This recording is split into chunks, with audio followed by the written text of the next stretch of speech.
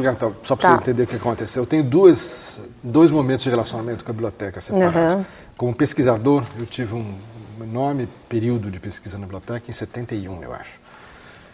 Enorme. Passei meses escrafunchando lá e fiz uma pesquisa extensíssima sobre Blaise Cendrars no Brasil. Depois, pesquisa. Eu voltei em 97 e era bem diferente, era bem mais hostil, enfim, a relação era muito esquisita. Em 71 era uma graça, todo mundo à disposição, você conseguia o que queria e tal. Em 97, muito difícil. Nosso Bruno não facilita nada, você sabe disso, é uma pessoa difícil de lidar. Eu fiz uma pesquisa sobre a bibliografia do Paulo Prado para o Retrato do Brasil, passei um bom tempo lá, mas não direto, eu tinha que trabalhar, vinha lá uma vez por semana, passava uma tarde inteira, um dia inteiro, etc. Então eu conheço a biblioteca como pesquisador, duas vezes. A primeira de um jeito, a segunda de outro jeito. A primeira na biblioteca inteira, a segunda só nos raros, basicamente. Minha relação institucional tem dois momentos. Quando eu era assessor do Sábato Magaldi, do gabinete aqui a gente fez coisas lá, a gente fez uma exposição muito simpática, chamada Mário de Andrade, Aprendiz de Fotógrafo, que eu fiz com a Ateliê.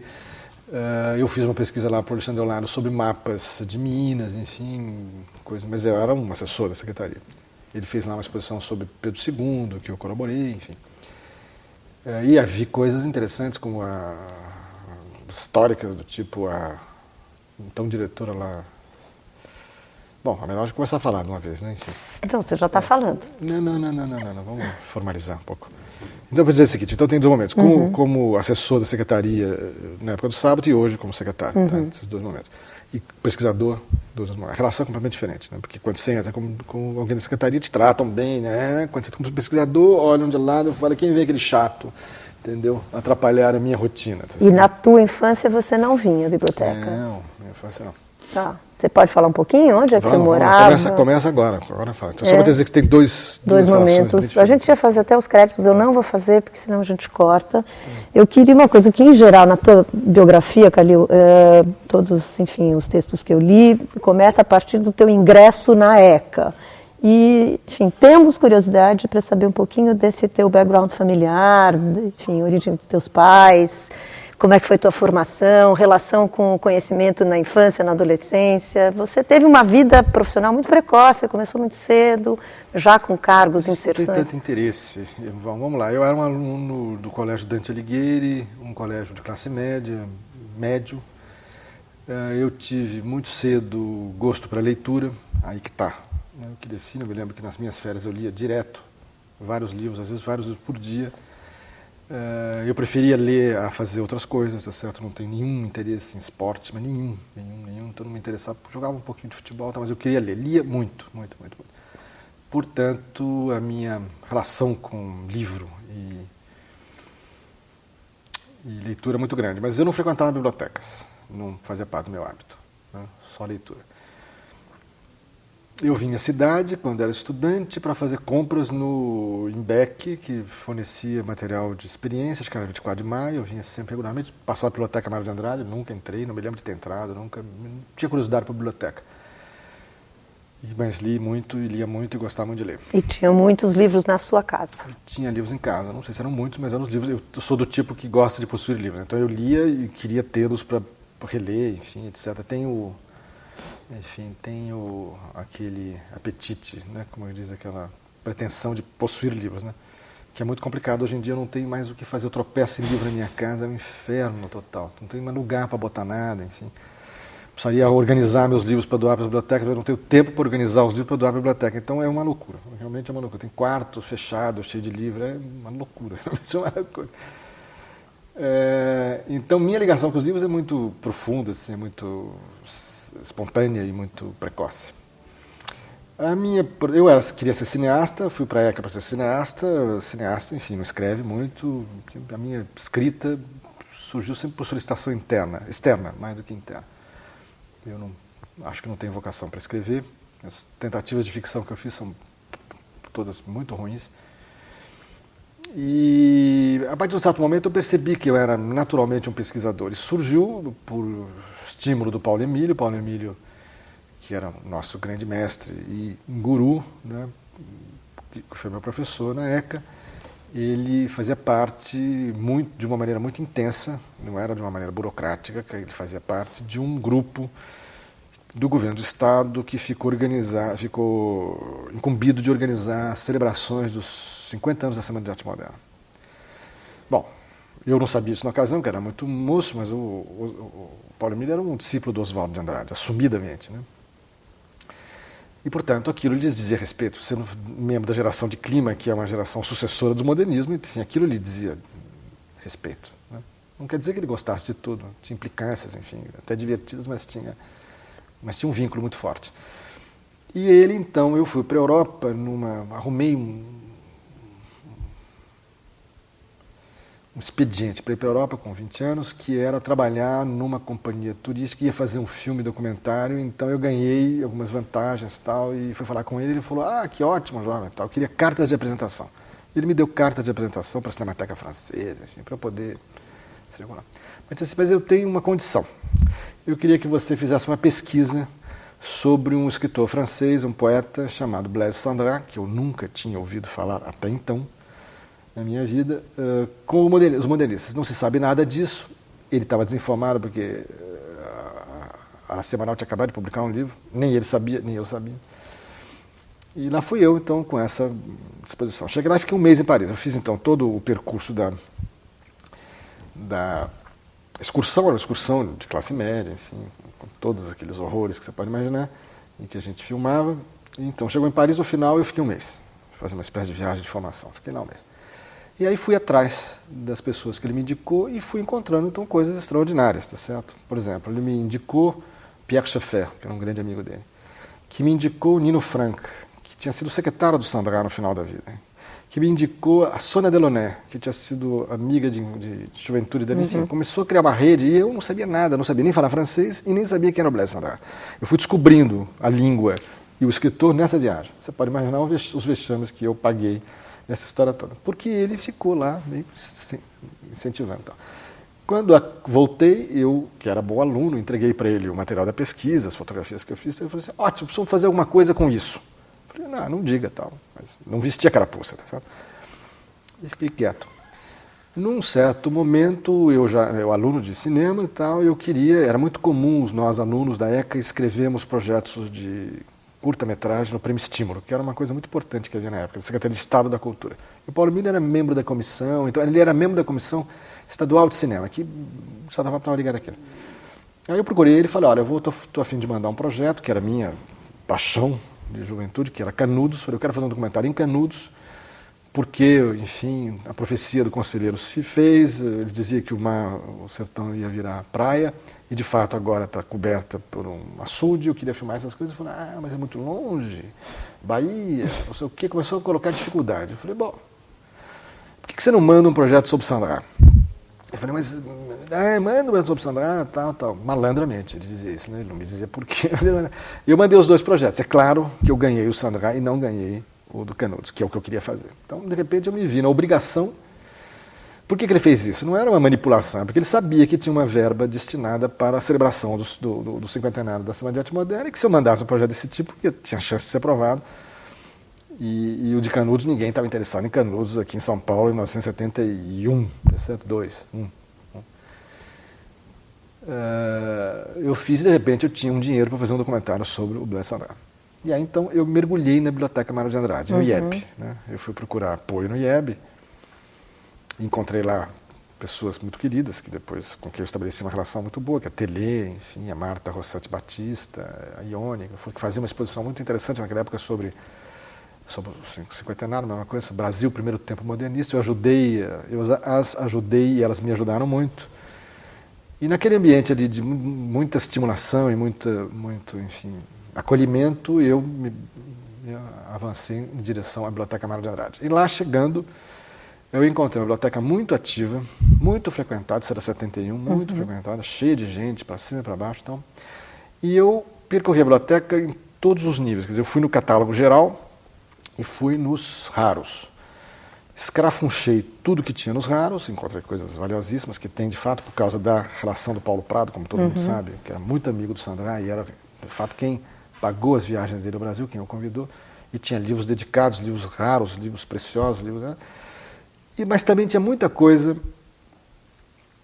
na biblioteca corrente, com dedicatória. Era estranho, eu achava aquilo, eu não entendia muito bem porque aquilo não estava nos raros. Tal. Eu até perguntei uma vez para a pessoa, não, edição não é rara. Eu falei, bom, edição não é rara, mas aqui tem um dedicatório do cara, não tem importância também. E tinha um curador, Calil, na Obras Raras, tinha um curador, tinha essa figura na época, não? Não me lembro.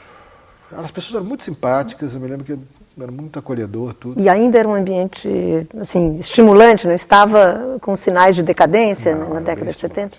Muito estimulante a biblioteca, era muito viva, em todos os níveis. Então eu fiz um corte, passei lá um mês, mais de um mês, 2 meses, talvez 3 meses trabalhando, não me lembro, eu sou do tipo que mergulha de cabeça, enfim, vai até o fundo. E me virei um rato da Biblioteca Mário de Andrade, procurando tudo isso e dando dicas. Eu dizia, impertinentemente, claro, dizia, esse livro eu acho que devia passar para os raros, entregava lá para as moças, não sei se passou, se não passou, mas enfim. E eu pude fazer uma coisa que talvez não fosse nem autorizada, não autorizada era, porque senão eu não fiz nada ilegal. Eu tirei xerox de tudo. Então eu tenho um caderno até hoje, muito organizado, com todas as dedicatórias dos livros, as dedicações. Bom, enfim, com esse material eu preparei o filme, que era a minha obrigação fazer, que devia ter 10 minutos de duração e tem 45. Você pode imaginar o que significa o meu envolvimento crescente com a figura, com todo aquele período, etc, etc. Essa pesquisa eu não pude usar no filme integralmente, porque eu não posso botar dedicatória em filme, quer dizer, tem coisas que você não... Mas foi muito importante para eu viver aquele período, tá certo? E me aproximar daquele período. O filme ficou pronto, o filme é um pouco exagerado, como você pode imaginar, era além do que se esperava, custou muito mais caro do que devia, e eu botei dinheiro meu, enfim, das minhas economias, porque eu me envolvi com aquilo. Mas essa pesquisa ficou feita e eu a utilizei depois em todos os livros que a gente publicou sobre o Sandrart, que foram vários, não sei se você se deu conta. O primeiro foi o resultado. Eu encomendei uma amiga, que era casada, inclusive, com o diretor da Aliança Francesa de São Paulo, que era Thérèse Thiriot, casada com Jacques Thiriot, uma série de traduções para usar no filme. Mas como eu sou exagerado, eu encomendei muito mais do que eu usei. Acabou o filme, a gente tinha um material enorme de traduções dos episódios brasileiros da obra do Sandrart e sugerimos, e o Jacob Ginsburg aceitou, fazer uma antologia que se chamou Etc, etc, um livro 100% brasileiro. Então eu já usei a iconografia e o material da biblioteca ali, mas era ainda um pouco, não era enfim, muito extenso, porque era um livro de literatura, certo? Com documentação. Mas foi o primeiro uso já dessa pesquisa. E a biblioteca era o único lugar que você recorreu como... E o IEB. E o IEB. Esses 2 acervos são valiosíssimos. Quer dizer, a complementaridade dos dois, porque a Biblioteca Mário de Andrade, como você sabe muito bem, melhor que eu, foi durante muito tempo dirigida pelo Sérgio Méliès. Então também ela tinha sido um repositório de material modernista, enfim, direto, de fonte direta. Tal. Não só o IEB pelo Mário, porque recebeu o material do Mário, e a biblioteca pelo Sérgio Méliès. Então isso tem uma complementaridade fantástica. O que tem num não tem no outro, enfim, se juntam, se compõem um fundo, um acervo. Quase que um fundo modernista, muito valioso. Então essa pesquisa do Sandrart valeu-me para muita coisa. Quando eu conheci o Alexandre Eulalio por causa do Sandrart, uma vez o Antônio Cândido, o Paulo Emílio convida o Antônio Cândido e a Gilda para assistir o meu filme. E um outro filme que se fez na época chamado Claxon, numa sessão no Belas Artes. Então vão Antônio Cândido e Gilda para ver os 2 filmes e levam o Alexandre Eulalio, que tinha acabado de chegar, que era primo do Antônio Cândido, que tinha publicado um ensaio que eu conhecia perfeitamente. E ele já ficou atônito que eu conhecesse o ensaio dele. Viu o filme, ficou perplexo que um jovem de 20 anos tivesse feito um filme de Sandrart, que para ele era um assunto completamente disparatado e tal. E aí então, criou uma simpatia, que acabou depois me valendo um convite para ser assessor dele e do Salvatore Magaldi, quando eles foram chefe de gabinete, respectivamente, e secretário de Cultura de 75 a 79. Nesse período, então, a gente trabalhava nos horários, nas noitadas da secretaria, depois do expediente, na montagem do livro dele, Aventura Brasileira de Blaise Sandrart. Então, você já deu um salto, você está falando da tua gestão, né? Da tua participação na gestão. Né? Aí, então, esse material foi utilizado muito para compor o livro dele, que era um livro que tinha o texto que ele tinha publicado na França, na Faculté de Rennes, né? Numa publicação da Faculté de Rennes, e eu usei muito daquela documentação, inclusive para estabelecer a cronologia do Santo Agá no Brasil. Foi através da pesquisa na Biblioteca Mário de Andrade, com as dedicatórias, juntando uma depois da outra, enfim, tentando, né, que a gente criou a primeira cronologia que está na primeira edição do livro dele. Então foi, aí sim, aquela pesquisa valeu porque ganhou, digamos, um status, né, de divulgação à altura dela. O texto do Alexandre Eulalio era primoroso, juntou o texto dele com a minha pesquisa, mais uma antologia que ele fez que era fantástica, de textos que ele foi recolhendo, de crítica sobre o Santo Agá. Então a antologia, mais a iconografia, mais as entrevistas para o filme, que não foram todas, a transcrição das entrevistas para o filme que não foram utilizadas, dá um volume que teve um certo destaque na época, ganhou um prêmio do Pen Club, enfim, fez né, e acabou sendo a obra mais importante em vida do Alexandre Eulalio. Nesse período, como assessor da secretaria, eu fazia incursões na Biblioteca Mário de Andrade, mas, enfim, de uma maneira mais oficial, digamos assim. Por exemplo, uma vez fiquei incumbido de procurar, de pesquisar os mapas, sobretudo mapas da demarcação diamantina, ali na seção de mapas, e fiquei absolutamente encantado com o material que tem lá. É uma coisa, enfim, valiosíssima a coleção de mapas da Biblioteca Mário de Andrade. E acabei achando um muito bonito, que até vocês, curiosamente, repetiram agora na exposição sobre Aleijadinho. E qual não foi a minha surpresa quando eu vi a exposição do Aleijadinho lá em Brasília e está lá o mapa que eu tinha, enfim, não descoberto, mas enfim, tinha, enfim, visto na seção de raros, na seção de mapas. Outra coisa, naquela época a gente fez algumas exposições na Biblioteca Mário de Andrade. Eu cuidei pessoalmente, junto com o ateliê, de uma que nos deu muito prazer, que parafraseando o título do Mário, Turista Aprendiz, a gente fez uma chamada Fotógrafo Aprendiz, com as fotos dele que são muito interessantes, ampliadas, com muita consciência, por colegas meus que eram muito bons, meus colegas lá na faculdade que eram bons de fotografia. Então ficou uma gracinha. E a gente fez uma espécie de labirinto de madeira compensada, eu acho, ali na entrada, em torno da estátua. Então ficou muito simpático. Fizemos um texto, a Tele e eu fizemos muito juntos. E também deu uma certa visibilidade, porque ninguém conhecia esse acervo fotográfico do Mário. Depois essa exposição foi para o Rio de Janeiro, eu me lembro de ter sido convidado para ir para o Rio de Janeiro, levá-la acho que foi no Jardim Botânico. Acho que foi Rubens Gershman que era o diretor, enfim, uma coisa assim. Enfim. E, Calil, nesse momento que você retoma a tua relação com a biblioteca, já na condição de administrador, quer dizer, esses 4 anos, 5 anos que você ficou afastado, de 71 até 75, você sentiu uma diferença muito grande? Sim, a biblioteca já estava em decadência. Eu não saberia dizer qual era a decadência, mas já era visível a decadência, sim. E me lembro de uma cena, enfim, impressionante, que foi uma reunião no gabinete do Sábato Magaldi. Não foi a única, evidentemente, mas foi uma especial reunião em que a May Brooke Negrão disse com todas as letras que a Biblioteca Mário de Andrade tinha um problema enorme, que não tinha mais capacidade de livro nenhum, que a torre estava completa, que aquilo, enfim, era um empecilho enorme à biblioteca e que precisava construir a segunda torre. Me lembro dessa frase da segunda torre. E aí, então, era como resolver esse problema, como construir essa segunda torre, etc, etc. E todas as tramitações, então, que houve em seguida disso. As dificuldades com o patrimônio histórico, construir ou não a segunda torre, fazer um outro prédio e tal, que culminou no encaminhamento do projeto que hoje virou o Centro Cultural São Paulo, mas que não era o Centro Cultural São Paulo, era a parte da divulgação da biblioteca. Então, aquela ideia que surgiu, da qual eu participei subsidiariamente, não era meio que conduzia isso com o secretário, com chefe de gabinete. Eu participava, assim, naturalmente. A ideia era dividir a biblioteca em 2 blocos, né, quer dizer, o bloco de consulta e de atendimento ao público, etc, etc, lá no Vergueiro, e aquele prédio principal como depósito e como centro de referência de livros, enfim, de pesquisa, como basicamente acabou sendo o projeto de hoje também. Mas eu me lembro do impacto que me causou quando ela disse isso com todas as letras. Olha, não tem mais lugar para botar um único livro, né? E isso era chocante, uma biblioteca daquele tamanho, enfim, emparedada, digamos assim, né? Impedida.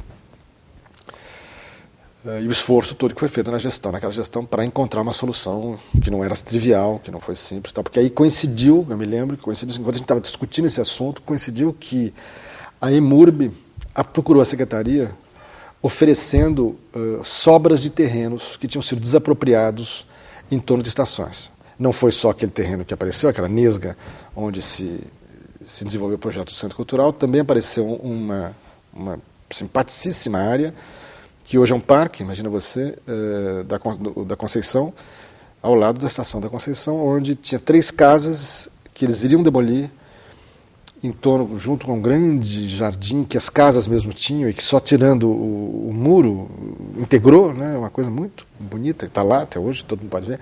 E as casas eles não queriam derrubar por um motivo simples, porque eles, os arquitetas, me lembro, foi a Nicole Reis, me lembro, que procurou. A Nicole desconfiava que uma das casas pudesse ser um projeto do Rino Leve, e que aquilo seria um crime e tal. Nem tinha certeza, mas tinha suspeita. Então, por isso a gente não deixou derrubar, não derrubou, e acabamos usando para a Cinemateca, enfim, para EMIA, criou-se EMIA, enfim, e hoje é a EMIA que ocupa lá tudo. Enfim, essa ideia da Imurb, essa iniciativa da Imurb de nos procurar oferecendo, então surgiu a ideia de usar aquela nesga de terreno, chamar um projeto, etc, etc. Eu me lembro, por exemplo, do Sábado Magal, de contar coisas ótimas, voltava da reunião com o prefeito Olavo Setúbal, recentemente falecido, e com o arquiteto, e eu me lembro dessa cena. Ele diz assim, o projeto tem que voltar para trás. Então ele levava o projeto para o prefeito dizia assim, tentativa de lembrança da reunião, eu não estava presente.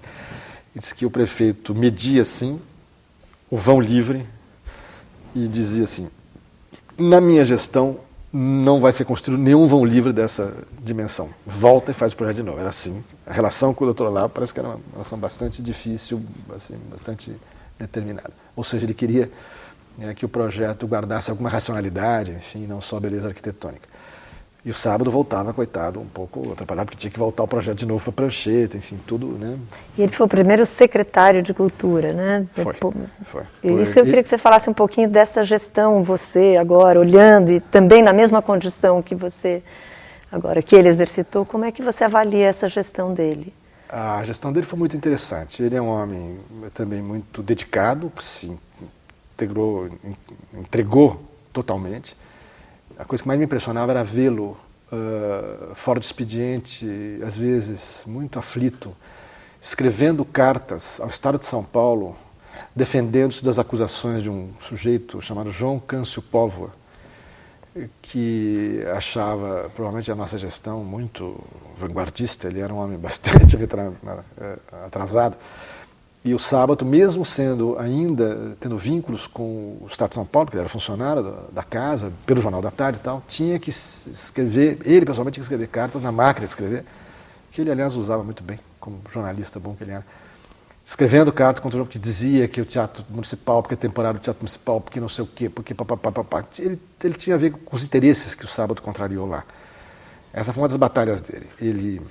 O Sábado, enfrentou ali o lobby dos empresários de ópera, que traziam as óperas já prontas por um preço nada palatável, e que já tinha um pouco de domínio na casa, já tinha relações, enfim, promíscuas com a casa, enfim, etc. Então, a primeira coisa que ele enfrentou foi isso, né, esse jogo que o Mário de Andrade também enfrentou. Curiosamente, você abre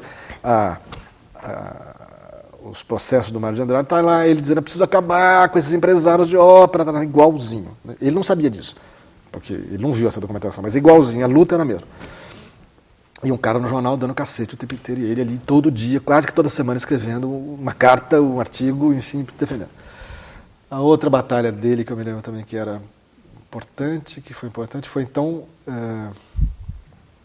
enfrentar o maestro Elizardo de Carvalho. Todo mundo fala muito bem do maestro Elizardo de Carvalho, talvez ele tenha sido um músico muito bom, mas caráter, sabidamente, não era muito louvável. E há uma cena muito importante em que o Sábado demite o Elizardo de Carvalho, que era um homem poderosíssimo, não só pelo prestígio que ele tinha no mundo musical, porque ele era ligado à ditadura militar, ele era ligado ao ministro Armando Falcão, da Justiça. Então o Sábado teve que se precatar em relação ao troco que vinha, e vinha, claro, direto, vinha do Ministério da Justiça. E eu me lembro da operação de Lembo, Setúbal, o governador, todo mundo mexido. Por quê? Porque ele pegou uma irregularidade do maestro. Ficou abafado na ocasião, porque não podia, né? Mas ele foi demitido do Teatro Municipal, que foi um escândalo na cidade enorme. E o Sábado bancou, e o Setúbal bancou, e o Lembo, que era o grande interlocutor dele, que era o secretário de Negócios Jurídicos, também bancou. Então o Teatro Municipal era uma fonte de problemas.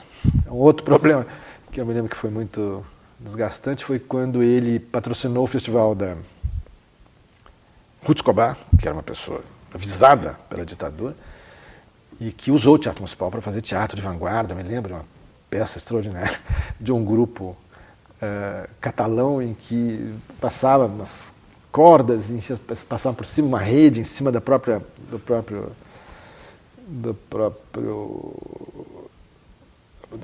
plateia do Teatro Municipal, que era um assinte para os conservadores. Então, o teatro, conspurcando o Teatro Municipal, e teatro moderno e irreverente, usando rede em cima, isso era tudo o que não se podia fazer. Né? E o cacete direto, tá? Porque um parece que teria ficado nu no palco, enfim, você pode imaginar. Era um embate interessante entre as forças mais retrógradas ainda, muito presentes, e ele tentando abrir aquilo, tentando abrir o teatro para ventilar, para tirar o mofo, tá certo? Teve um festival importante, não teve? Em 78, né? Acho que foi. Enfim, era uma luta permanente para fazer isso tudo. E a Biblioteca Imaginária. Então, as duas grandes frentes de trabalho, a biblioteca, então, ele criou as condições da biblioteca ter a sua segunda torre, ainda que fosse deitada, mas enfim, a sua segunda torre, e depois foi traído, porque o projeto foi alterado pelo seu sucessor, que era simplesmente o melhor amigo dele. Eu conheci o Mário Chamig como o melhor amigo do Salvador Magaldi, na casa do Salvador Magaldi, para depois acontecer o que aconteceu. E a biblioteca ficou sem a segunda torre, até hoje. E o Teatro Municipal, eram os dois pontos, e o Festival da Ruth Escobar eram os pontos que a gente lembrava, enfim, de grandes combates dele, enfim, de grande desgaste. E para você, a experiência de ter... Você era realmente muito jovem, você já estava num cargo administrativo de pulso. Não era de pulso, não. Primeiro eu era oficial de gabinete, um cargo que não existe mais, que é uma espécie de, enfim, assessor do gabinete, né, um assessor júnior do gabinete, correspondente à minha idade. Depois vagou-se um cargo de assessor, e aí eu fui promovido no meio da gestão a assessor. Eu trabalhava muito perto do Alexandre Olário, mais do que do Sábado. Eu era mais amigo, mais ligado ao Alexandre. Para o Alexandre eu era um factotum. Eu fazia programa do Teatro Municipal, programa do Corpo de Baile, porque eu tinha veleidades gráficas. E fazia missões, enfim, na biblioteca, enfim, coisas específicas, assim, mas um pouco pau para toda a obra. Como assessor de cinema do Sábado, eu fui um fracasso total. Que ele chegava para mim e falou assim, Calil, vamos fazer uns curtas-metragens? Eu falei, vamos. Então me traz um projeto aí. Eu trazia para ele, ele falou assim, quanto é isso? Eu falava, tanto, nem me lembro mais. Ele falou assim, mas isso dá para fazer 4 peças de teatro? Eu falei, bom, Sábado, cinema não é teatro. Eu falei, não, vou fazer teatro. Então não fez nenhum filme, porque toda vez que ele me perguntava, ele comparava com peça de teatro, e era mais barato peça de teatro, e ele gostava mais, evidentemente, então ele fazia teatro, não fazia cinema, não fez nada. Então eu, como assessor de cinema, fui uma nulidade total, porque nunca, jamais consegui convencê-lo a fazer qualquer coisa na área de cinema. E era um factotum lá para todas as coisas. Naquela ocasião ele fez uma coisa importante, que foi a criação do IDARTE. Por que era importante? Porque naquela ocasião não existia um programa de pós-graduação em artes, como existe hoje. Portanto, o IDARTE hoje é anacrônico, não faz mais sentido. Mas naquela ocasião era absolutamente necessário, e mais do que isso, era inovador, era um investimento muito... E foi Maria Eugênia Franco que levou a ele, e ele comprou e criou o departamento de IDARTE, instalou na secretaria, no térreo da secretaria, lá, então a Maria Eugênia ficava o Décio Pinhatari no começo, os grupos todos de pesquisadores, que é gente muito boa, gente que depois deu o que falar, né, muitos deles. E, finalmente, quando o Décio vai embora, o Paulo Emílio assume, e o Paulo Emílio morre lá, o que para nós foi um motivo de grande consternação, você pode imaginar. Ele já estava doente quando assumiu, e o que conta a crônica, a história que eu sei, é uma história engraçada. A Maria Eugênia Franco era muito amiga dele, da mesma geração, tal, liga para ele e fala, Paulo Emílio, preciso da sua ajuda. Ele falou, não me diga. O Décio Pinhatari resolveu sair e tal, e eu tenho o cargo de diretor do Centro Brasileiro de Pesquisa, chama assim, Centro Brasileiro de Pesquisa Artística, uma coisa assim. Ele falou, tá bom, eu queria que você me indicasse alguém dos seus orientandos, enfim, alguém que você acha que possa substituir o Décio. Difícil, o Décio é um homem de tanta qualidade, enfim, tanta experiência. Pois é. Tá. E o Paulo me perguntou, quanto ganha? E na ocasião a gente ganhava muito bem. Para você ter ideia, quando eu trabalhava na Secretaria de Cultura, eu pude casar. Eu tinha dinheiro para poder casar. Eu tenho a pessoa que pagava 3 ou 4 vezes o que paga hoje a prefeitura, no mínimo. Eu ganhava bem como assessor, entendeu? Aí ele falou, tá bom, eu vou pensar. E ligou para ela, não sei se no dia seguinte, e disse, tem um nome. Ela falou, não me diga quem é o seu nome. Eu. E aí a Maria Eugênia, que ficou pasma, dizia, mas como você? Eu estou precisando de uns cobres. De fato, ele está ganhando muito pouco na universidade. E estava muito empobrecido na vida dele. E resolveu assumir. E assumiu para perplexidade geral, porque nunca imaginamos que ele quisesse um cargo desse tipo. E depois, eu não trabalhava com ele diretamente, graças a Deus. Porque os meus colegas andavam num cortado que ele não tinha a menor tolerância, ele cobrava disciplina, cobrava produção, e as pessoas no Brasil, em geral, não são nem disciplinadas e nem produtivas, e ficava todo mundo lá pesquisando, falava, cadê o texto, cadê não sei o quê, e tal. E virou uma pessoa desagradável para muitos deles, porque era o tal chefe que pegava no pé. Isso inclusive com alunos, ex-alunos, não era só com o pessoal das outras áreas, o pessoal de cinema também, até mais. Porque era a área onde ele queria, justamente, exigia mais. Não sei se isso já tinha a ver com a doença, ele já estava doente, enfim, já estava... E essa relação dele com você se manteve? Ela se iniciou durante a tua graduação e se manteve? A relação com ele, aí nesse período, era muito intensa, mas não passava pela secretaria. Quer dizer, passava pela secretaria, mas não por andar de baixo, por andar de cima, porque naquela ocasião ele procurou o Sábato e o Mindlin, que era o secretário de Cultura do Estado, e pediu ajuda para reerguer a Cinemateca. Ele estava muito, profundamente magoado e, enfim, desapontado com o estado que tinha chegado à Cinemateca. Que tinha acabado, simplesmente, não posso dizer outra coisa, senão tinha acabado. Tinha lá um funcionário da prefeitura que abria a porta lá do depósito de filmes, mas ninguém ia dentro. Tá. Um grupo de jovens cineclubistas, apoiados pela Lucila Bernardet, tinha ocupado a Cinemateca, mas aquilo não dava horizonte, aquilo dava um horizonte de vitalidade, enfim, de divulgação, mas o acervo já era velho, as cópias já eram um pouco estragadas, enfim, não tinha futuro. E ele então pediu ajuda. E aí aconteceu uma coisa engraçada, que foi, tanto o Mindlin quanto o Sábato passaram a ajudar a Cinemateca, mas sempre através de contratos de prestação de serviço, a gente tinha que fazer mostras, então fazíamos mostras, que davam uma dinheiroca, como dizia o Paulo Emílio para a Cinemateca, que pagava algumas despesas, então não tirava do buraco, né? Mas o que eu tive que fazer ali na secretaria, o Sábato tolerou e o Alexandre Olaro estimulou, foi, eu peguei, para a Cinemateca poder receber dinheiro, era uma fundação, tinha que acertar a contabilidade dela de 10 anos, que estava abandonada. Então, eu e uma moça chamada Isabel, que era funcionária da secretaria, da administrativo, pegávamos as pastas de documentos da Fundação Cinemateca Brasileira, tudo jogado lá no Ibirapuera, levando para a secretaria e começamos a organizar, ano a ano, a contabilidade para regularizar a fundação, para a fundação poder ser habilitada a receber recursos tanto do Estado quanto do município. Isso foi feito na Secretaria da Cultura, fora do horário do expediente, evidentemente, na hora do almoço, depois do horário, com a tolerância do Sábato e do Alexandre Olaro, que sabiam que era uma questão de vida ou morte. Ou ressuscitava ali a Cinemateca formalmente, ou acabava de vez. E aí a grande ironia foi o seguinte, o Sábato então ajuda, o Mindlin também ajuda, mas o Paulo Emílio estava decidido a deixar a Cinemateca para a nova geração. Para ele isso era importante, simbolicamente. Então ele, sem falar com ninguém, ele provoca uma reunião do conselho, na qual ele era o conservador, o Cândido era presidente, se não me engano, na ocasião, o Almeida Salles, enfim, aquele grupo deles, a geração dele, e faz então a transferência formal para nós. Né? Então, nós significa Maria Rita, Carlos Roberto e a geração dos alunos, discípulos dele. Silvia Baense.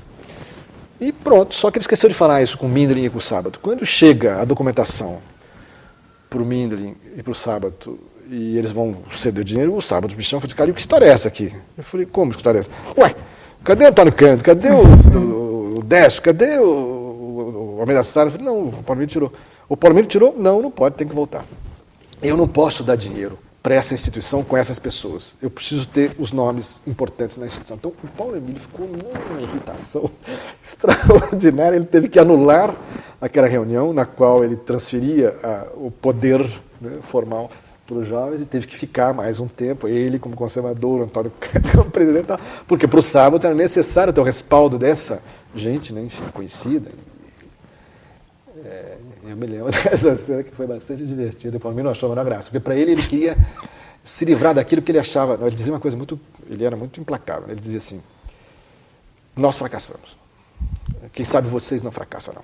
Mas nós fracassamos. Nós não temos mais nada a fazer na Cinemateca porque nós fracassamos. Então, para ele era claro que ele fracassou na Cinemateca e que, quem sabe, a geração desses discípulos dele teria melhor sorte. Sabe? Mas ele teve que recuar. Isso só aconteceu depois da morte dele, essas substituições todas.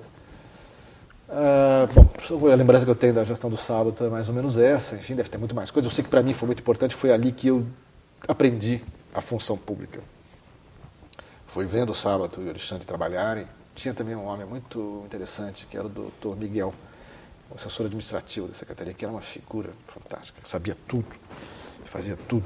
Era uma espécie de centro de administração. Um homem discreto, aqueles funcionários públicos exemplares, um homem já de uma certa idade, devia ter 60 e pouco. Para mim, era muita idade. Imagina, hoje é quase a minha idade. Devia ter 60 e poucos anos, muito experiente, muito paciente, então uma pessoa valiosa. Então tinha o doutor Miguel, o Alexandre, Sábado e tal, e aí no Teatro Municipal era aquela confusão, trocava de diretor o tempo inteiro, era um tumulto, né? Enfim, Calil, e a tua atividade como docente começou muito tempo depois? Não, a minha atividade como docente só aconteceu depois que eu voltei da Embrafilme, eu saí da Embrafilme. Então você teve uma continuidade dentro da administração cultural. Assim. Aí a questão, a Embrafilme, fui convidado para a Embrafilme quando eu era assessor do Sábado, porque, então, durante o período da secretaria, eu ajudei a reerguer a Cinemateca, com o consentimento do Sábado e do Alexandre Olário. Montei lá um laboratório de restauro de filmes, a Cinemateca voltou então a existir, etc., a receber dinheiro e tal, e isso chamou a atenção do meio cinematográfico. E quando, então, o Celso Amorim, o chanceler atual, acabou sendo nomeado presidente da Cinemateca, havia um diretor cultural, cujo nome não era nada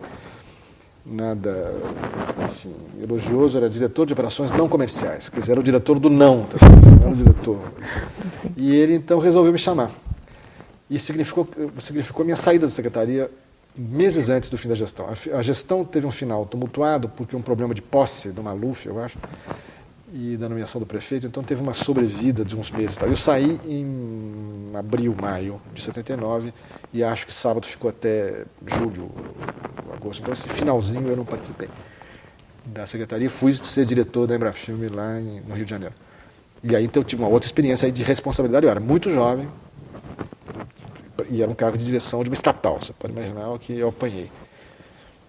E aprendi, enfim, muito nesse processo. Né? Quer trocar a fita? Eu preciso Você podia avisar lá, dar um sinal. Você quer que grave um pouco mais? Volta atrás? Volta 10 segundos. Enfim, a minha carreira pública se definiu na própria secretaria. Quer dizer, o convite do Alexandre Olário, o Paulo Emílio me pedindo para reorganizar a Cinemateca, o Alexandre Olário me convidando para trabalhar na Secretaria de Cultura e, em seguida, um convite que surgiu no começo de 79, quando o Celso Amorim entrou como diretor-presidente da Embrafilme numa disputa entre cineastas que se, enfim, engalfinhavam. O ministro, que era o Portela, resolveu por um terços, optou por um terços. E chamou, então. O Celso Amorim era um diplomata brilhante, bom, enfim, não chegou onde chegou à toa, e ele tinha um passado cinematográfico, ele tinha sido assistente do Leon Hirschman em filmes, enfim, que ele queria ser cineasta na juventude dele. Então isso dava a ele crédito para ser diretor da Embrafilme. E ele acabou me chamando para a diretoria de operações não comerciais, que era o nome que a cultura tinha na Embrafilme, imagina você. E eu, muito jovem, fui para lá e o Alexandre Olário me advertiu, falou: você não sabe onde você está se metendo, porque ele era amigo de Joaquim Pedro, muito amigo, primo do Davi Neves, ele sabia, conhecia Cacá Diegues, Luiz Carlos Barreto, falou: você não sabe onde está se metendo. E eu realmente não sabia onde eu estava me metendo.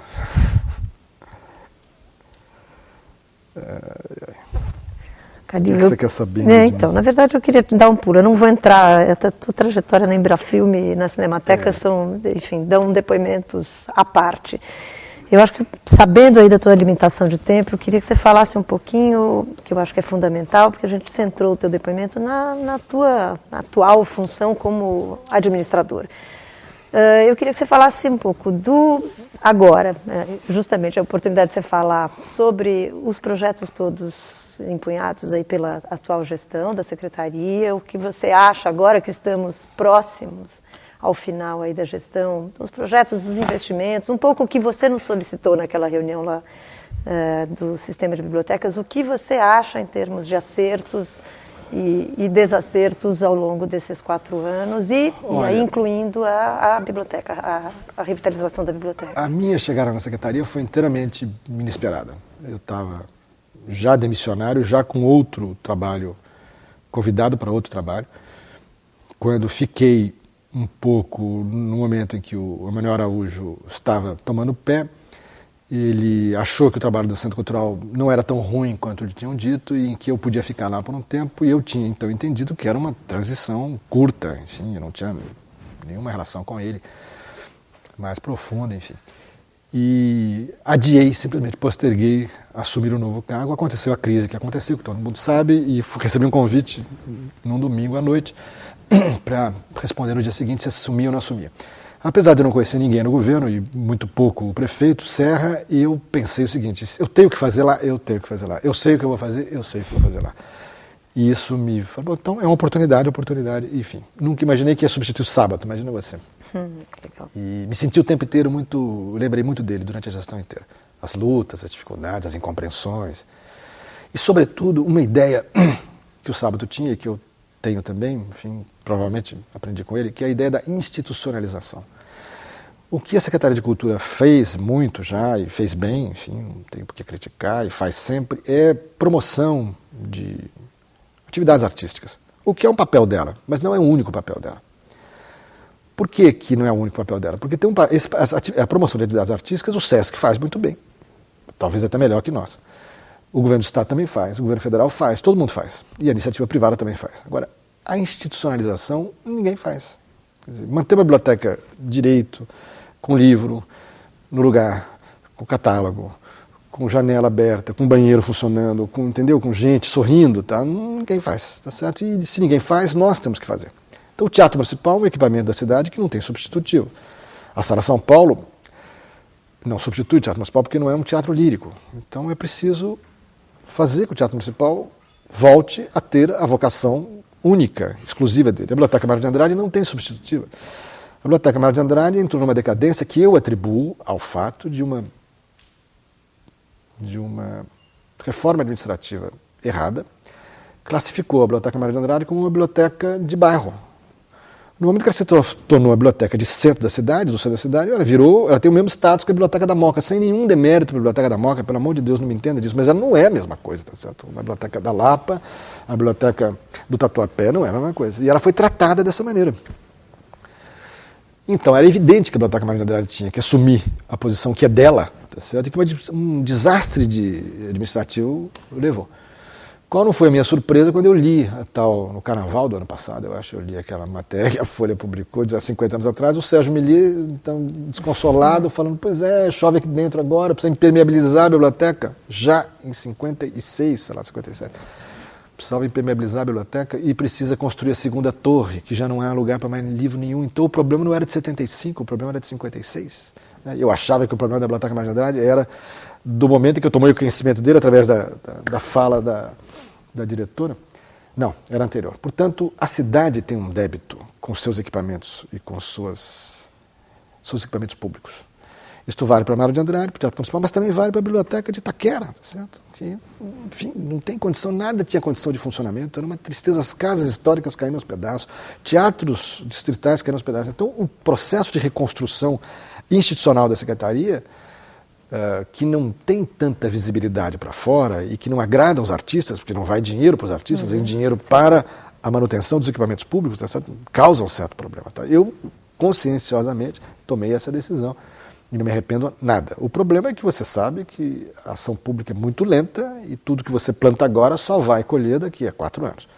Então, a gestão de 4 anos não é suficiente para você iniciar e concluir os processos todos.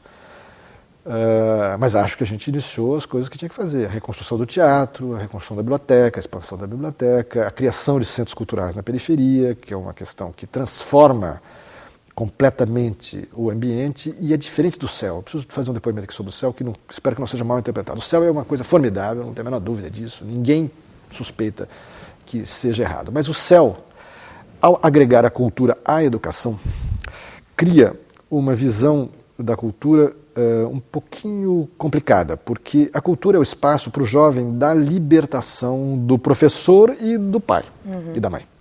Portanto, é um território onde ele se sente livre e onde ele se sente à vontade.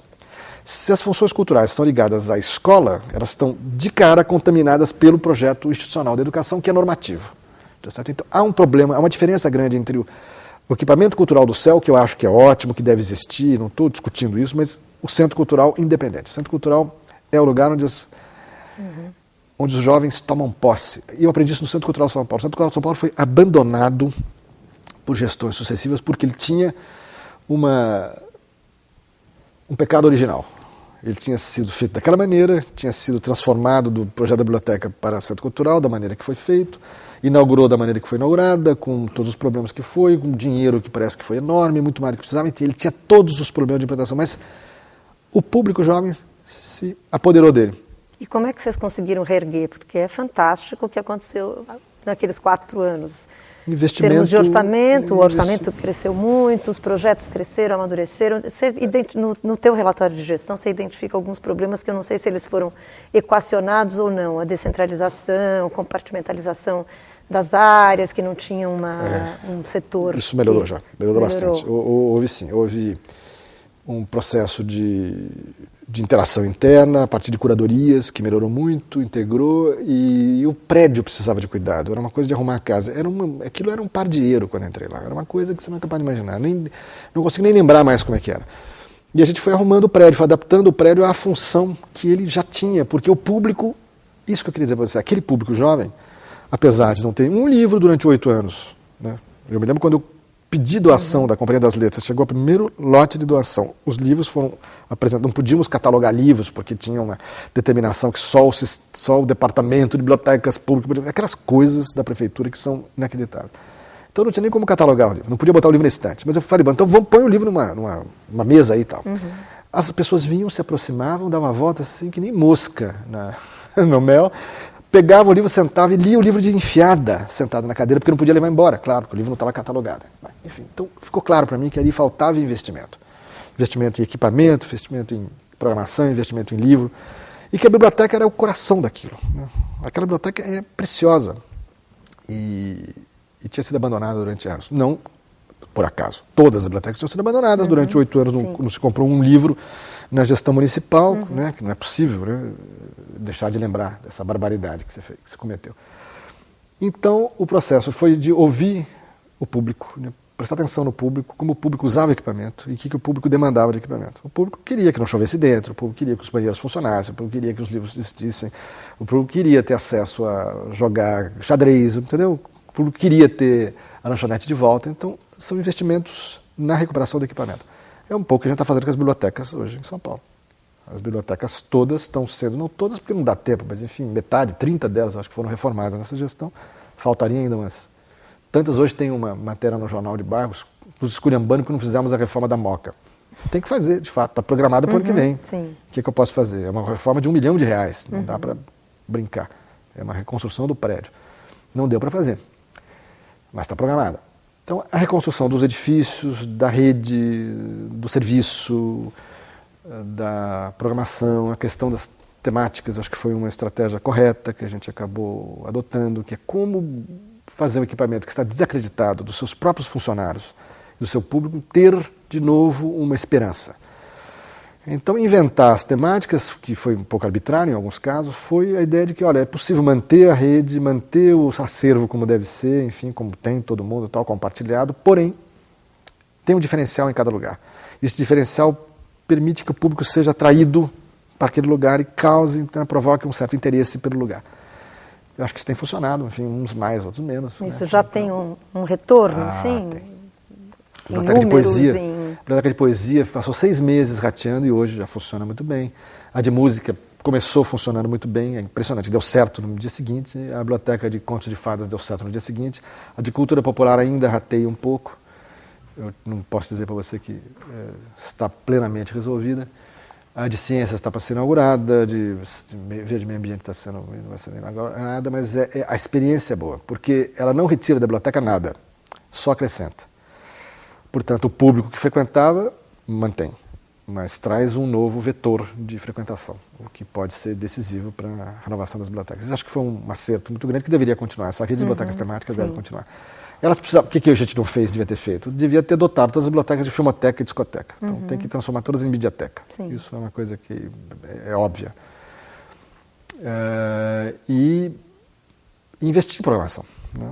Isso é fundamental para manter viva, manter o interesse. Tá? E, claro, compra de acervo. Uma das coisas interessantes que eu aprendi lá no ponto de leitura de Cidade Tiradentes, por iniciativa do subprefeito, portanto não estou nem nos auto-elogiando, ele teve uma ideia genial, que é assinar livros do Nordeste, jornais do Nordeste, porque tem muita gente lá, então tem Jornal de Belém do Pará, chega com 2 dias de atraso, mas está lá. Jornal do Recife, chega com 1 dia de atraso, mas está lá. Então é muito interessante essa ideia de ir ao encontro das demandas da população, né? Isso muda de figura a relação do equipamento. Então.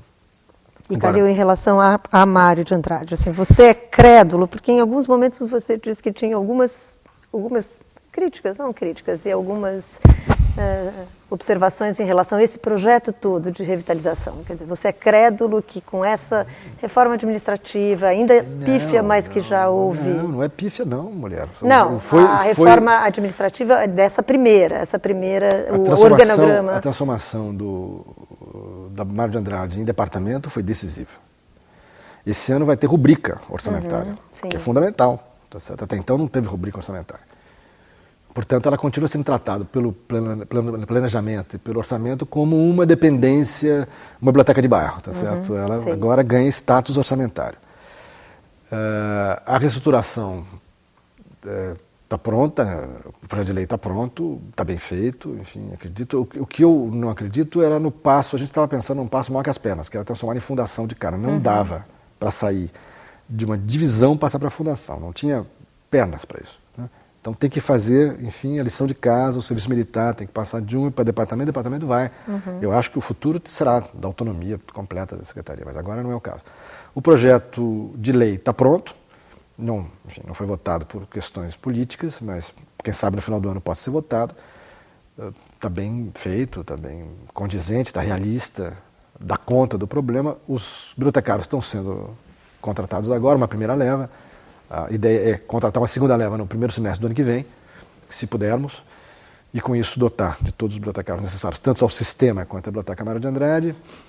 A reforma, eu acho que os projetos são bons, mas eu tenho assim, 2 pequenas divergências que não têm a menor importância, né? Em relação ao projeto do anexo, eu chamei a atenção de que não podia circular gente até o teto, porque o telhado, sei lá, lá em cima tem um belvedere maravilhoso, que podia fazer um bar fantástico, mas ou a biblioteca é biblioteca ou a biblioteca é bar, tá certo? Não dá para fazer as 2 coisas.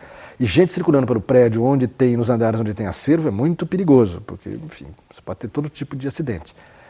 Então a minha intervenção foi você dizer, o prédio circula até o 3º andar. Daí em diante, fecha, só funcionário que sobe e tal. Isso frustrou um pouco os arquitetos que queriam fazer um outro tipo de projeto lá, mas eu acho que tinha razão de dizer, até o 3º andar tem vida ativa, daí para cima é um depósito mesmo, tá certo? E tem que ser entendido como depósito, porque é isso que faz falta para a biblioteca, é a torre, a famosa torre. E a minha diferença com o projeto da biblioteca, da reforma da biblioteca, é com relação à rampa de acesso da praça, que eu acho que é um pouco grande como volume comparativamente ao volume geral dela. Então é uma questão de ajuste, tá certo? Sim. Mas o resto eu não tenho dúvida que o projeto, enfim, traz a biblioteca circulante para dentro da instituição. É fundamental porque traz de novo as pessoas a frequentação maior e tal, e dá ao resto do prédio uma condição que recupera a sua vocação de centro de pesquisas, né? E é isso que ela é mesmo, não adianta dizer, ela não é para substituir a Biblioteca do Centro Cultural São Paulo, cada uma tem a sua função, aquela é que é para estudante em fase de formação, a Biblioteca Mário de Andrade, não, a Biblioteca Mário de Andrade está em outro nível, né? É uma espécie de centro de documentação de alto nível do país, a segunda biblioteca do país, né? Tem que ser tratada dessa maneira. E isso não desmerece nada, entendeu? O fato dela ser menos visitada que o Centro Cultural São Paulo, que será provavelmente sempre assim, não a faz menos importante, que é outra coisa, né? ter clareza em relação a essa vocação é importante, sem demagogia. Tem muita demagogia hoje na cultura. É preciso fazer o teatro municipal, tocar no teatro municipal a orquestra de meninos sem rua de, sei lá, não sei de onde. Quer dizer, não é o lugar. O teatro municipal é o lugar da Orquestra Sinfônica Municipal, não é o lugar da orquestra de meninos do Projeto Guri, tá certo? Com todo respeito para o Projeto Guri. Mas o lugar não é esse. Assim como a Biblioteca Mário de Andrade não é o lugar para fazer pesquisa para vestibular, tá certo? Pode até ter, mas não é esse o papel dela. O papel dela, isso é do Centro Cultural São Paulo. Lá é que tem o público pré-universitário se preparando para... a Biblioteca Mário de Andrade tem que atender o pesquisador, tem que ter coleções raras, atender o pesquisador, um centro de documentação de alto nível. É isso que ele é. Sobre a cidade, sobre o estado, sobre o país. Tá certo? Outra experiência, bom, teve um papel que a gente assumiu nessa gestão, provavelmente porque outros órgãos do governo não assumiram, que foi repensar o centro, a sua urbanização, porque eu acho que isso é uma coisa inevitável. A cidade de São Paulo precisa recuperar o seu centro, precisa redescobrir o seu centro. Curiosamente, as gestões que se sucedem demonstram interesse pelo centro, mas não conseguiram mudar ainda a cara do centro. E eu acho que a gente tem uma proposta interessante, que só pode ser testada com o tempo. Né? Já tem uma parte que foi testada, que é a virada cultural, falo dela daqui a pouco. A outra parte é a parte da recuperação do centro. A criação da Praça das Artes, na quadra mais deteriorada do centro histórico, é um investimento de 90 milhões de reais para mudar a cara completamente dali. Porque a gente acha que se o Teatro Municipal não tem o seu anexo, como já devia ter há muito tempo, o Rio de Janeiro, o Teatro Municipal do Rio de Janeiro tem há mais de 30 anos, o seu anexo, e nós não temos, isso, primeiro, impossibilita o Teatro Municipal de ter uma programação mais rica e mais frequente, porque o palco é usado para ensaio o tempo inteiro, então você não pode, né, abrir para espetáculo. Por outro lado, os corpos artísticos não têm lugar lá, porque o teatro foi feito numa época em que não havia corpos artísticos, havia uma companhia que chegava, se exibia e ia embora, tá certo? Não tinha permanência. Então não tem lugar para a escola, não tem lugar para as orquestras, são 2 orquestras, tudo na prefeitura dobrado, são 2 escolas, 2 orquestras, 2 coros, tudo é dobrado.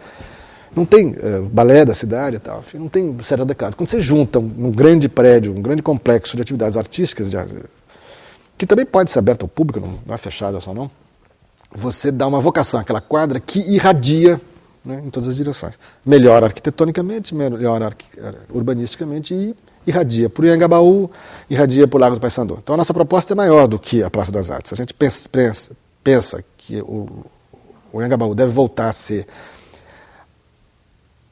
a Praça da Cidade, quer dizer, era a Praça da Sé não tem mais como ser, por causa das modificações que surgiu, então a vocação do Anhangabaú hoje é ser a Praça Maior, né?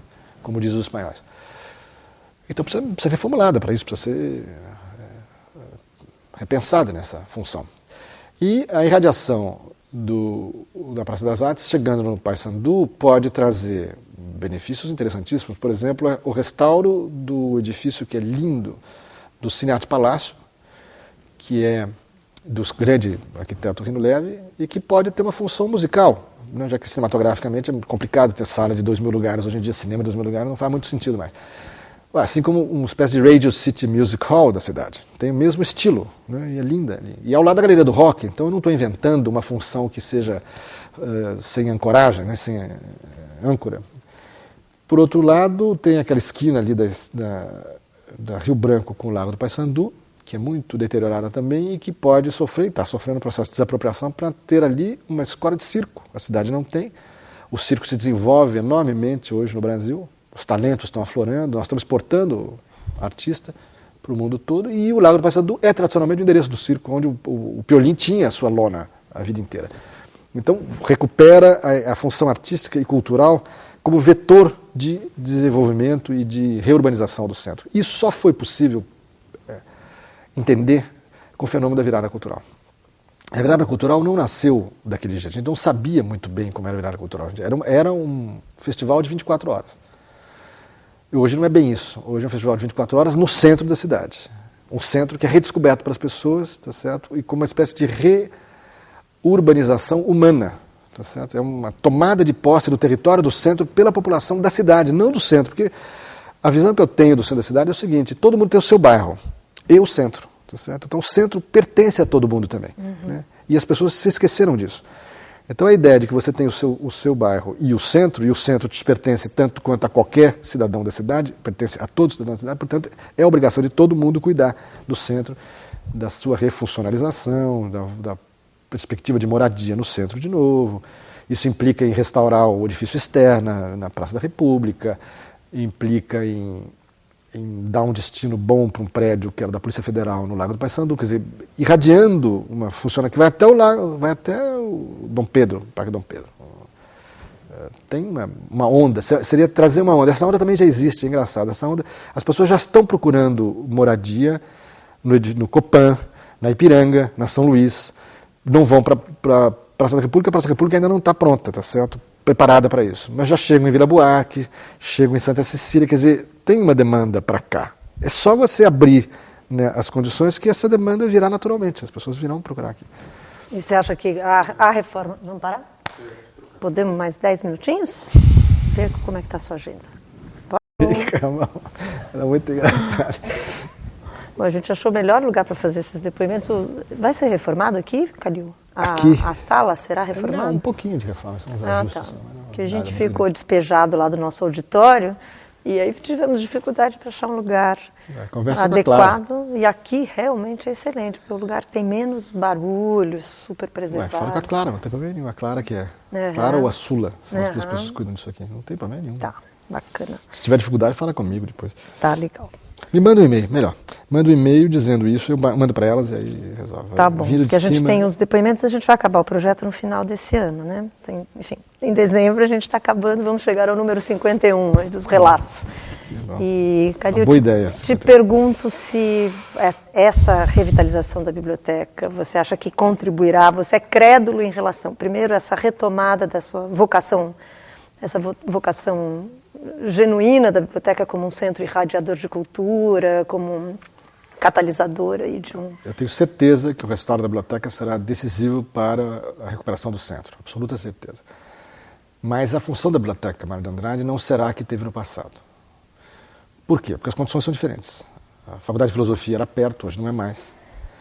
A biblioteca tinha dupla função de público geral, público específico, não tem mais. Não acho que seja possível recuperar, não vejo sentido em recuperar isso, quer dizer, acho que ela tem que ser a grande biblioteca de referência da cidade de São Paulo, e está ótimo que seja isso, sem desprezar o público normal, mas sem fazer demagogia, entendeu, com projetos nesse sentido. A praça já está sendo mais valorizada, o piano na praça tem sido uma experiência muito interessante de atrair para a praça, enfim, atividades culturais paralelas. Eu tenho certeza absoluta, já tem gente morando, o diretor da Pinacoteca acaba de mudar-se para São Luís, de Vila Mariana para São Luís, portanto, vai haver um afluxo de um público especial. Por exemplo, eu percebo que as estudantes de arquitetura procuram morar em prédios com assinatura. Se nós formos capazes de identificar projetos com arquitetura, com assinatura de grandes arquitetos célebres, isto atrairá espontaneamente iniciativa privada, tal. Enfim, é uma questão de estratégia. E eu tenho certeza que a biblioteca vai cumprir esse papel, não tem a menor dúvida. Aquela praça já está muito próxima, né? É a primeira fronteira dessa onda de retomada do centro. A Praça Roosevelt, o largo, o entorno da Praça Roosevelt já é objeto hoje de moradia, de gente, enfim, empenhada em recuperar aquilo, e a Praça Roosevelt nem começou a reforma ainda. Então você não pode dizer nem que é consequência da reforma da Praça Roosevelt, é anterior à Praça Roosevelt. Então a reforma vem ao encontro, tá certo? Da demanda que está. É isso que é importante, as demandas existem, as demandas estão reprimidas. Assim como a virada cultural, eu não sabia, ninguém sabia, havia uma demanda na cidade por uma festa da cidade. Qual é a festa da cidade do Rio de Janeiro? É o Carnaval, tá certo? Da Bahia também, do Recife também, do Brasil, em São Paulo não é o Carnaval. É a festa de 25 de janeiro, também não é 25 de janeiro. É a São Silvestre, foi no passado, também não é mais. Havia um lugar para ser ocupado, hoje a festa da cidade é a virada cultural. Naturalmente ela se impôs nesse sentido, ela foi nos dizendo, tá certo? É aqui, deste jeito, é essa a sua nova função. E, portanto, ir ao encontro dessas demandas de moradia, de revitalização, de restauro, de beleza, de dignidade, de prestígio dos acervos, enfim, tudo isso faz parte desse processo do centro. E claro que a biblioteca é a primeira fronteira, o Teatro Municipal é a segunda, a terceira aqui é já uma espécie de ponta de lança, a Praça das Artes, o Largo do Paissandu, etc. O problema é que essas coisas são demoradas, não. Hoje mesmo saiu uma notícia bastante maldosa do Estado de São Paulo, dizendo que a Vila Litoral não saiu do papel, vírgula, porque as desapropriações estão todas em curso e daqui a 6 meses estarão todas concluídas e, portanto, sairá do papel. Agora, ninguém faz nada na ilegalidade, tá certo? Você não pode simplesmente chegar lá, remover as pessoas na porrada e começar a reformar a reveria do proprietário. Isso não existe. Então, é natural que as coisas tenham o seu tempo de maturação e no Brasil, enfim, as coisas são demoradas mesmo. Mas eu vejo que a cultura tem um papel importante na reurbanização do centro, que eu não sei se tinha sido perfeitamente identificado antes. É claro que isso, você fala, mas isso é óbvio, imagina, lá em Bilbao construíram um prédio extraordinário, Bilbao virou lugar, peregrinação turística. A cidade é feíssima, quem vai lá se desaponta, a cidade não tem menor interesse, só tem interesse o museu. Né? Enfim, é de uma esperteza louca. Nós não estamos falando de esperteza, nós estamos falando de recuperar o potencial que o centro tem e que está simplesmente esquecido e abandonado. Não estamos inventando um prédio escalafobético, entendeu, no meio de uma quadra, para fazer, enfim, factoide, tá certo? Nós estamos falando de pegar o edifício Ster, que tem uma grande qualidade arquitetônica, histórica, e restaurá-lo. O edifício Sampaio Moreira, que é o primeiro edifício da cidade, restaurá-lo, e a sede da secretaria vai ser levada para lá. Porque com isso restaura o prédio, enfim, devolve ele à paisagem da cidade, enfim, são atitudes consequentes em relação ao patrimônio existente, né? Sem grandes aventuras, digamos assim. Clarissa, numa entrevista recente que você deu para a Carta Capital, você falou que nesta gestão a Secretaria de Cultura ela ficou menos à margem, ganhou uma certa centralidade em relação às outras secretarias. Eu queria que você falasse um pouquinho a tua experiência. Nessa gestão, a cultura e o meio ambiente deixaram de ser secretarias supletivas e viraram secretarias estratégicas. Isto se reflete basicamente no orçamento. Você compara o orçamento da Secretaria do Verde como era e quanto é hoje, a da cultura quanto era hoje. Então nós entramos em 75, o orçamento era de 173 milhões, se não me engano, 170 e tantos. Hoje é 380. Mais que dobrou em 4 anos. E pode crescer mais ainda. Tem, com essa linha de investimentos também de infraestrutura, ela pode ir mais longe. Mas ela já dobrou. E, portanto, essa gestão a gestão Serra Kassab teve a sensibilidade de perceber que cultura e meio ambiente são estratégicos na melhoria da qualidade de vida da cidade. Não quer dizer que não precisa fazer educação, nem saúde, nem habitação. Uma coisa não quer dizer outra, quer dizer, não quer dizer que uma emergindo, as outras submergem, não é nada disso. É que isto só não resolve. Né? Essas 3 coisas importantes, muito importantes, não resolvem o problema da cidadania. A cidadania passa pelo simbólico e passa pela qualidade de vida. Para o simbólico da cultura e pela qualidade de vida do verde. Então, isto foi um projeto de gestão, que eu acho que tem que ser assinalado, que tem que ser reconhecido, que tem que ser examinado, porque não pode recuar. A ideia é a seguinte, não importa quem venha, é um status novo. Né? Nós não estamos mais na posição periférica que a Secretaria tinha nas gestões anteriores. A gente dizia entre nós de perfumaria. A gente sempre diz, o próprio Ministério da Cultura vivia dizendo que o Ministério era uma perfumaria, a Secretaria da Cultura era outra perfumaria. Eu acho que não é mais. Né? Adquiriu um outro status. Na gestão da Marilena, o que você acha? Como é que você avalia? Foi uma grande... A gestão da Marilena é uma gestão de referência para nós. Onde a gente chega para fazer uma coisa, quem esteve antes, a Marilena esteve antes. Sim. E, portanto, a Marilena teve também a mesma tentativa de abordagem dos problemas de infraestrutura, enfim, de democratização da cultura, enfim, muito grande. A Marilena também padeceu do mesmo problema que, enfim, 4 anos não são suficientes para você completar um ciclo. Né? Mas ela iniciou muita coisa. No caso da Maria de Andrade, então, é patético. Ela iniciou e nós retomamos no ponto que ela deixou. Sim. Exatamente no ponto que ela deixou. Faltava ligar um botão para a máquina funcionar, o botão estava lá no mesmo lugar durante 8 anos, sei lá, não sei quanto tempo, tá certo? Agora que se apertou o botão. Então era uma grande referência, sem dúvida nenhuma.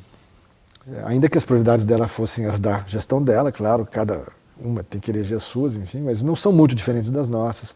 O centro, os equipamentos, a questão da descentralização. Então, as referências são, para mim, Mário de Andrade, claro, que é premonitória, enfim, e que é muito instigante, Sábato Magaldi, Marilena Chaui, e a gente retomando esse percurso.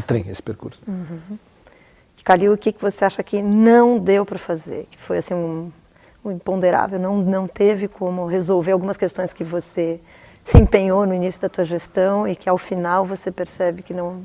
Olha, o tempo é o nosso maior inimigo, porque eu temo que alguns dos projetos nossos que são interessantes, enfim, são pensados, tal, algum outro seja sacrificado.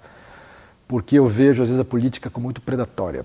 A política é muito imediatista, a política em geral, não estou falando política em específico, política em geral. A política quer resultados imediatos e a política é predatória.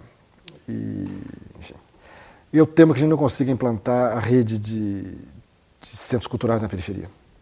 Porque alguém dirá, não precisa o CEL cumprir essa função. Eu tento explicar, o CEL não cumpre essa função, é outra função do CEL. E eu não estou pedindo para fazer isso em detrimento do CEL, até porque não pode tirar dinheiro do CEL para fazer centro cultural, porque o dinheiro do CEL é de educação, o centro cultural não é de educação. Então não se trata de competir, se trata de complementar. Né? A gente está procurando montar centros culturais em lugares onde o CEL não tem CEL, enfim, longe do CEL, e que tem essa função de espaço livre da juventude, então onde eles estão livres das instituições que, enfim, de certa forma, os controlam, que é família e escola. O projeto lá do Centro Cultural da Juventude está dando certo? Está dando muito certo. Virou um paradigma.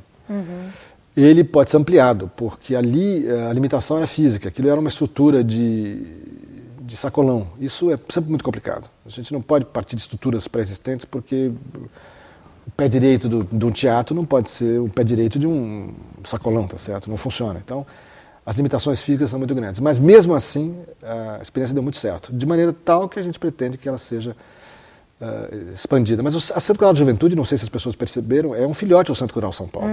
Só mudou o nome. O programa é o mesmo. Portanto, é o Centro Cultural São Paulo que é o paradigma dessa expansão.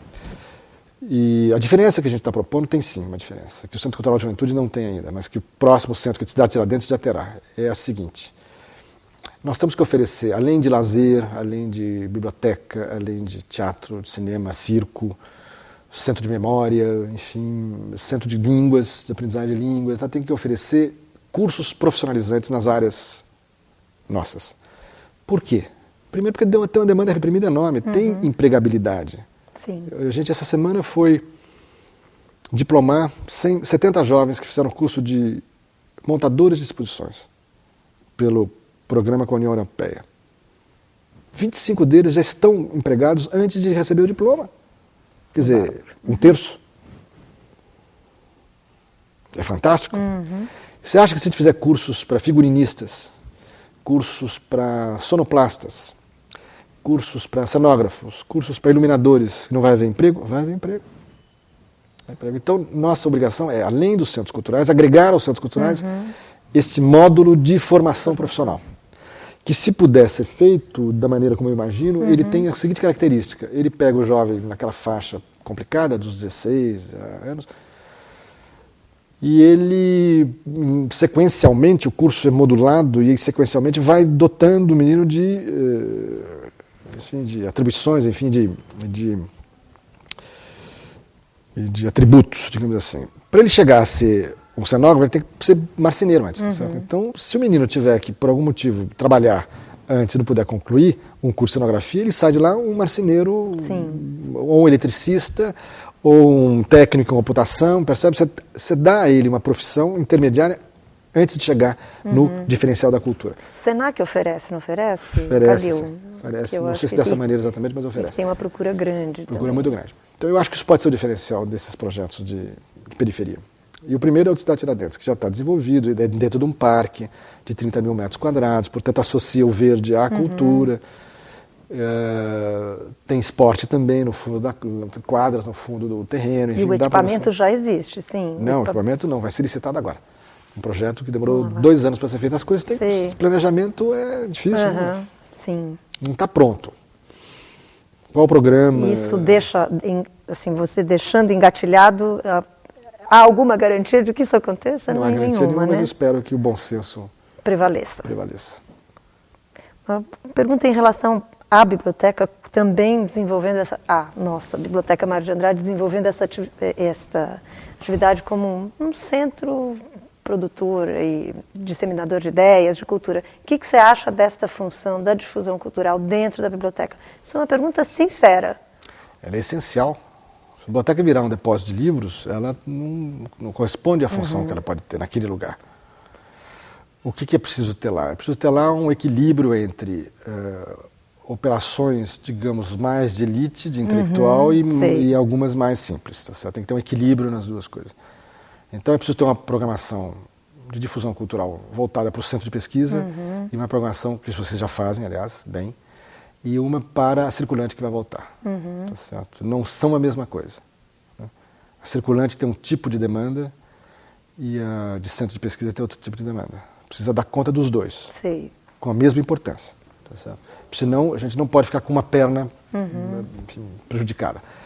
Mas ela não tem substitutiva, ela é de perto, ela não tem nenhum equipamento que o Centro Cultural São Paulo está em outro lugar da cidade, enfim, não vai ter concorrência nenhuma. Enfim, ela precisa agora buscar, o que ela precisa fazer é o seguinte, ela precisa buscar uma sondagem de qual é a expectativa do entorno em relação ao trabalho dela. Isso rapidamente vocês vão ter. Quando vocês estiverem na circulante de volta dentro de casa, vocês vão começar a perceber quais são as demandas concretas, que tipo de situação que existe, enfim, e podem aprimorar, ajustar. Esse diagnóstico você faz com consulta mesmo, direta ao público? Não? Sim. As consultas são diretas e indiretas. As demandas aparecem, o leigo procura um tipo de livro que você não imaginava que fosse necessário, vai atrás, e demanda de atividades de estimulação, de lazer mesmo, entendeu? Então eu digo, por exemplo, não precisa fazer só cursos de literatura, enfim, encontro com o escritor, que é mais ou menos óbvio dentro de uma programação de biblioteca. Você pode ter outro tipo de coisa, você pode ter programação musical, você pode ter programação teatral, você pode ter programação de dança, dentro dos limites físicos da instituição, claro, você não vai fazer lá coisas que não cabem, mas, enfim, estendendo um pouco para a área ampla da cultura, a estimulação do equipamento, porque o que você precisa garantir é a fidelidade. As pessoas precisam sentir-se bem lá dentro, abrigada, confortável, psicológica e fisicamente, e estimuladas a frequentar. Quer dizer, a fidelidade do público é a primeira coisa a ser conquistada. Isso se conquista com o mínimo. O banheiro tem que funcionar, tem que estar limpo, os livros têm que estar novos, têm que estar disponíveis, enfim, aquelas coisas básicas, tá certo? A partir daí você irradia, né? É natural. O piano na praça é já uma função que para mim deveria ser da Biblioteca Mário de Andrade. No momento que ela puder assumi-lo, tá certo? Não é por enquanto porque, enfim, as condições não são adequadas, mas é entendeu? O uso da praça, do entorno, quer dizer, o fato dela abrir para a praça significa que ela incorpora o espaço da praça à sua atividade. Então o piano na praça já é uma espécie de projeto piloto do que pode haver lá, por iniciativa de vocês, da biblioteca. O problema é que vocês têm que tirar um atraso de 50 anos, né? Isso aqui é muito impressionante. 50 anos é muito tempo para dar conta numa gestão. Mas as mudanças são rápidas, né, Calil? Você vê que boas intervenções, elas também, visto o que aconteceu no Centro Cultural e mesmo na biblioteca, a gente percebe que nesses 3 anos já é uma coisa, até em termos da estrutura administrativa, é como se tivesse aquelas gorduras, tivessem saído. É verdade. E agora tem ali o essencial. É verdade. Que pode ser sobrecarregado para cada uma das pessoas que estão lá, mas tem uma relação de comprometimento que eu, há 3 anos atrás, não via. É verdade. Eu percebi isso. Eu percebo isso. Eu me lembro de ter visitado a biblioteca no começo da gestão e a questão da catalogação, a questão da postura das pessoas dentro da instituição era muito deprimida. Hoje não é mais. Eu vejo as pessoas, mesmo em condições desagradáveis de trabalho, enfim, desconfortáveis, por motivos, enfim, óbvios, estão lá, enfim, acreditam, produzem, tem outro tipo de relação, estabeleceu outra relação. Agora, eu me lembro do Chico dizendo, ex-diretor, dizendo que muitos funcionários perguntavam para ele, mas a reforma vai sair mesmo, doutor? Ele disse, vai. Eu falei, imagina, a gente espera tanto tempo, ninguém acreditava. Isso acontece em qualquer lugar, na ECA, onde eu dou aula também. Eu acabei de reformar o auditório onde eu dou aula. que ficou pronto ontem. Ontem inaugurou o auditório com nova projeção e tal. Até a semana passada dizia, não, isso não vai demorar. E a gente está esperando isso há 20 anos. Não, ninguém acreditou. Então ontem estava lá, todas as pessoas olhando, assim, como se fosse um objeto raro. Estava lá. Você tem toda a razão. Eu tive esse insight no Centro Cultural, no final da gestão. Quando eu cheguei lá, o gabinete do diretor era no andar mais alto, no canto, assim, entrando à direita, onde havia o gabinete do diretor, havia assessoria jurídica, enfim, assessoria mais próxima, e depois era uma área dispositiva. Eu sempre achei aquilo esquisito, quer dizer, o gabinete do diretor na área expositiva, enfim, e faziam exposições lá, e davam certo, não davam certo, enfim, depende da exposição. E a gente então foi, e o prédio não podia mexer, porque o prédio é de arquiteto, aquelas coisas e tal, e no final da gestão, eu já um pouco mais seguro do que eu tinha que fazer, e eu olhando, tirei o gabinete de lá, juntou toda a administração num único lugar, já foi uma revolução, né? E aí a gente olhava para aquele andar, o andar de cima, que no projeto original está definido como administrativo, e via um loft para fazer exposição. Só que não podia, isso não acontecia porque tinha 2 blocos de banheiros no meio desse loft. Um dia eu chamei a arquiteta e falei assim, escuta aqui, se eu não estou enganado, tem 2 blocos de banheiros aqui atrás, não tem? Tá, tem, claro, entre esse grande espaço livre e a parte climatizada, chamada Sala Tarsila do Amaral. Mas esses 2 blocos de banheiros não são suficientes para a circulação que tem nesse andar? São. Eu falei, então por que nós temos aqueles outros 2 no meio do espaço expositivo? É verdade. Eu falei, então por que a gente não pode derrubar? Ah, sim, podemos derrubar. Eu falei, é? Perguntei para mim, mas por que nunca derrubaram? Sim. Aí eu falei, o que precisa? Precisa de autorização do arquiteto. Foram lá pedir autorização do arquiteto e derrubaram. No dia seguinte, que estava derrubado, é como se sempre tivesse sido assim. Esse insight é que é fantástico. Você perde imediatamente a memória anterior. Porque você encontra a real vocação do espaço. Sim. Isso vai acontecer com a Biblioteca Mário de Andrade, vai acontecer com o Teatro Municipal, vai acontecer com o Centro Cultural São Paulo, aconteceu com o Centro Cultural da Juventude, que era um esqueleto, tá certo? Uma carcaça de prédio. Você vai lá hoje, você não vê mais a carcaça. Quer dizer, onde estava a carcaça? Você precisa ver a fotografia para você ver o que era aquilo há quanto tempo atrás? 4 anos atrás, 3 anos atrás. Graças a Deus a gente muda a percepção rapidamente. E quando você tem a impressão de que sempre foi assim, é porque você acertou. É uma espécie de confirmação de que a intervenção foi correta. Calil, chegando ao final, eu queria só que você falasse um pouquinho, você conseguiu uma façanha que é coadunar a sua vida administrativa com a sua atividade docente, que não é uma coisa fácil. Em geral as pessoas não conseguem. Eu lembro que depoimentos da própria Marilena, que parece que ela se afastou naquele período. Eu queria que você falasse um pouquinho da importância que eu acredito que seja grande assim, para você, a vida universitária. Olha, começa pelo seguinte, o que eu sou? Eu sou professor universitário. Eu estou secretário de Cultura, mas eu não sou secretário de Cultura. Portanto, eu não posso perder ligação com a minha natureza, a natureza do meu. Primeiro, porque isso me empobrece. Segundo, porque isso me desvia. Terceiro, porque é com os jovens que a gente tem uma interlocução e uma troca muito interessante. Quem pensa que dar aula é chegar lá e despejar conteúdo, a primeira coisa de aula é ouvir. Mesmo que seja pataquada, não pode ter umas bobagens, tá? Mas as bobagens são interessantes. E muitas vezes não são bobagens. Eu aprendo muito com os alunos, aliás, todo mundo fala isso. Eu aprendo teórico, tem coisas que eu falei, mas nunca tinha pensado nisso. Muitos dos teus alunos continuam com vínculos fortes com você, isso não é isso? Eu queria dizer você, a boa parte da equipe da secretaria é feita de ex-alunos, com quem eu estabeleci vínculos de afeto e de respeito, que, enfim, quiseram me acompanhar e estão na secretaria, e de outra maneira eu não teria montado uma equipe, né, comprometida com o projeto. Então, essa relação eu não posso perder, e não perderei. Né? Onde eu estiver, não perderei. A outra, que é mais secreta, é a intelectual. E eu trabalho furiosamente às noites e os fins de semana para as edições dos livros não deixarem de sair. Então, está aí. Já saíram 3 do Paulo Emílio, vão sair mais 2 agora, das obras completas. Tem mais vários aí no Canteiro, mais um do Sandrá. E é isso que me realimenta. Quer dizer, eu não posso ficar, porque o trabalho administrativo é muito desgastante político. Você fica aguentando chateação de gente impertinente, de gente contrariada, que acha que o poder público tem que servir a elas, sem espírito público predominar, tá certo? Como se fosse uma apropriação.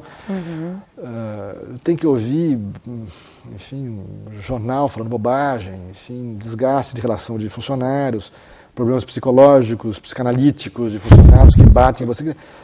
Problema de embate com a realidade, que as coisas não saem no tempo que você quer, é natural, então você nem sempre prevê exatamente onde vai ter dificuldade, enfim, é um desgaste louco. Se você não tem um outro um retroalimento, né, que vem da atividade docente, da atividade intelectual, isso aqui vira um horror, tá certo? Então, para aguentar a secretaria, eu preciso do contato com os alunos, que é semanal, como sempre foi, aliás, é semanal e intenso, atualmente é a terça-feira toda, e com os livros que eu me envolvo, tal, para poder descansar. Falando em livros e filmes, Calil, agora a gente vai dar uma de Marília Gabriela, o que você lê e o que você revisita com regularidade, livros e filmes, porque quando você iniciou, você falou dos livros, que você era um leitor voraz, mas você não falou dos filmes, se você era um cinéfilo voraz. Eu era um cinéfilo, sim. Um cinéfilo bastante democrático, eu gostava de todo tipo de filme, isso é interessante. Meu gosto ainda ficou bastante aberto. Eu tenho muito pouco tempo hoje para ler e para ver o cinema. Eu fico arrancando de mim mesmo o horário para fazer essas duas coisas. Leitura, que é mais complicada, porque eu chego tão cansado que à noite eu começo a ler e caio na cabeça, cai em cima do livro. O livro cai da cama, uma coisa que não acontecia antes, enfim, mas então eu só leio mesmo, muito intensamente. Nas férias. Nas férias. Aí eu leio 3 livros numa semana. O que você leu recentemente? Que você eu, recomenda aqui para a equipe? Por causa da Flip, eu fiz lá uma mediação na Flip, então eu tive que conhecer um escritor alemão jovem que eu não conhecia, chamado Ingo Schulze. Achei muito interessante. Muito talentoso e, sobretudo, muito revelador do embate que existe hoje na Alemanha entre quem se formou na Alemanha Oriental e quem se formou na Alemanha Ocidental. Mesmo convivendo no mesmo espaço hoje, esses equipamentos, esses projetos, equipamento, enfim, cultural e enfim, ideológico de partida, muda completamente a relação. É muito interessante. Essa foi a última descoberta que eu tive em literatura, digamos assim. Em cinema, o que eu vi recentemente? Eu tenho visto muitos filmes brasileiros para discutir com os meus alunos. Enfim, os filmes brasileiros são muito regulares. Nova safra aí você está acompanhando? Sim, que tem uma produção grande, né? Hoje. Tem uma produção muito grande, muito maior do que a gente tem condição até de acompanhar. Eu achei interessante, o filme brasileiro que eu vi interessante foi Nome Próprio, que é um filme completamente desmesurado, o que é um grave defeito, mas interessante justamente na desmesura dele, né? A menina assim dedica demais, se entrega ao papel, uma coisa quase que patológica. O filme tem certamente meia hora mais do que devia. Isso era fácil de cortar, só mandar o diretor passear, entendeu? Mandar uma semana passear, quando voltava encontrava o filme no tempo certo, mas infelizmente os diretores pouco passeiam no Brasil, deviam passear mais. Mas enfim, mesmo na desmedida, ele é um filme muito interessante. Fala dos jovens, que me interessa muito, dessa vida um pouco errática, né? Que é errática no sentido do enraizamento afetivo, profissional, enfim, tudo pode ao mesmo tempo, tem uma voracidade que não sabe lidar, enfim, tem uma perda no excesso. Mas é curioso, o filme tem méritos, muitos méritos. Foi muito incompreendido por todo mundo aí, enfim, para a crítica, enfim, para os próprios alunos. É do Murilo? Não, Murilo Salles, do Murilo Salles. Os meus alunos torceram muito o nariz, um pouco, assim, eu fico lá discutindo com eles, a gente fica acertando um pouco as coisas. Enfim, uma curiosidade por tudo que chega à mão, né? É isso que eu tento manter. Então tá bom. Calil, eu te agradeço muito a tua disponibilidade, o teu tempo, e aqui tuas memórias e tuas observações sobre tua gestão. Muito obrigada. Obrigado a você. Tá bom. Conseguimos fazer você ficar mais do que uma hora, hein?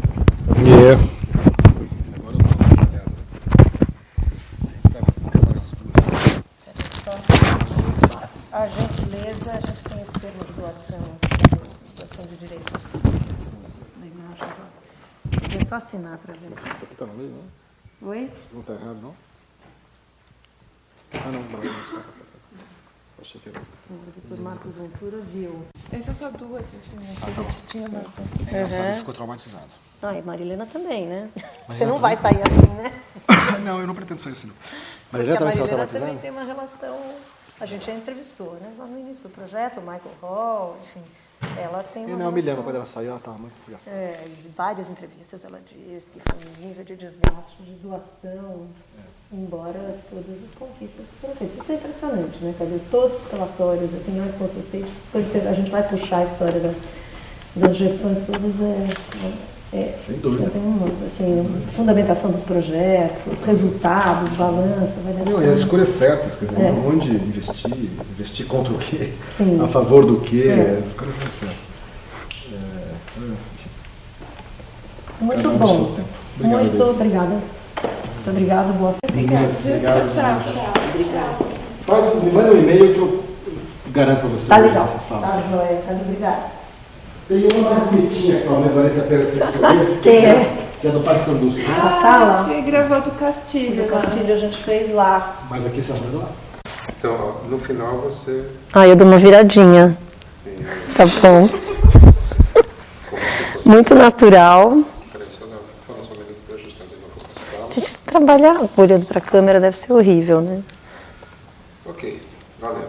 Hoje, 3 de setembro de 2008, a Biblioteca Mário de Andrade registra o depoimento do crítico cinematográfico, ensaísta e atual secretário municipal de Cultura de São Paulo, professor Carlos Augusto Calil, para o projeto de memória oral da instituição, iniciativa esta que vem sendo desenvolvida com o objetivo de resgatar a história da Mário de Andrade de uma forma matizada através de narrativas orais dos seus mais diferentes protagonistas, antigos funcionários, diretores, colaboradores, pesquisadores, artistas e intelectuais.